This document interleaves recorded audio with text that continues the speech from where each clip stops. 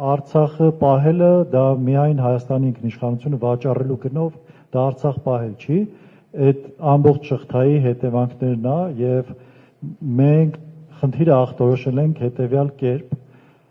Հայաստանի համակարգային ճգնաժամի պատճառը գոյություն ունեցող կառավարման կառուցվածքի մշակույթի, մեր ազգային մշակույթի եւ այդ առաջարկվող մոդելների մեջ գոյություն ունեցող ճեղքն է։ Մենք փորձում ենք սահմանադրական փոփոխության մեր մոդելով լրացնել այդ ճեղքը։ Սա ինչ վերաբերում է սահմանադրության փոփոխություններին։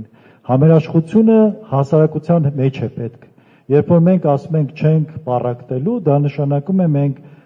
ժողովրդի հետ հարաբերություններում, միմյանց հետ հարաբերություններում այդ գիծը նախքին ներկա եւ այլն անձնավորված չի լինելու, բայց քաղաքական գնահատականը, որը մենք տվել ենք, հստակ գնահատականը այդ անցյալին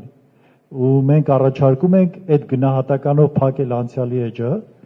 եւ քաղաքական առումով նայել ապագա, խոսել ապագայի մասին, խոսել ծրագրերի մասին, խոսել անելիքների մասին, այն ինչ այսօր ու տևական ժամանակ Հայաստանում բացակայել է։